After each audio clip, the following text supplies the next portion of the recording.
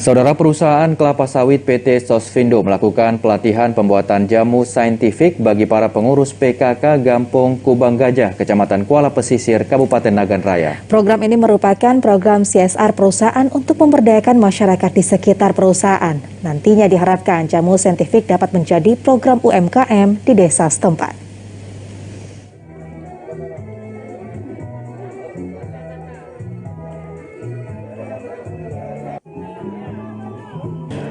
Luluk William yang merupakan istri dari Prinsipal Direktur serta Andi Suiknyo, istri dari General Manager PT Sosvindo, melakukan kunjungan ke Nagan Raya.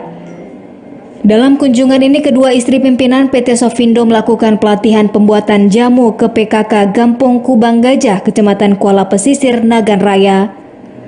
Pelatihan berlangsung di Aula Kantor Kecik Kubang Gajah yang diikuti oleh para PKK Gampong serta masyarakat setempat. Luluk Williams didampingi Andi Suiknyo dan para ibu staf Sosvindo atau KISS memberikan pemahaman kepada para PKK Gampong serta masyarakat tentang tanaman yang dapat dijadikan jamu serta melakukan praktek langsung pembuatan jamu saintifik yang bahan pembuatannya berasal dari tanaman yang dibudidayakan di perkebunan Sosvindo.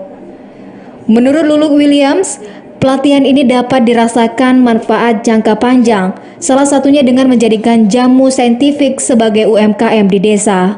Yang diharapkan dari sini masyarakat bisa membuat jamu sendiri dari tanaman yang ada di sekitar kita, dan juga dengan ini mungkin kita bisa membuat menjadi UMKM.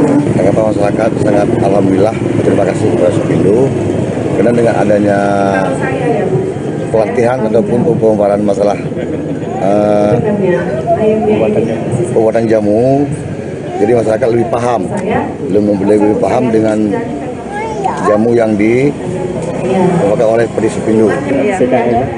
Selain Luluk Williams dan Andi Suiknyo, pelatihan pembuatan jamu saintifik juga dihadiri para pengurus Sosvindo seperti Grup Men 1 PT Sosvindo, Ismail Andrian, pengurus PT Sosvindo Senagan, Wandi Cahyadi, Camat Kuala Pesisir, Kecik setempat, serta para karyawan perusahaan. Selain pelatihan pembuatan jamu, PKK Gampong serta masyarakat juga mengikuti sosialisasi tentang bahayanya kanker prostat serta kanker payudara. Dari Nagan Raya, Aziza Putra, TVRI melaporkan.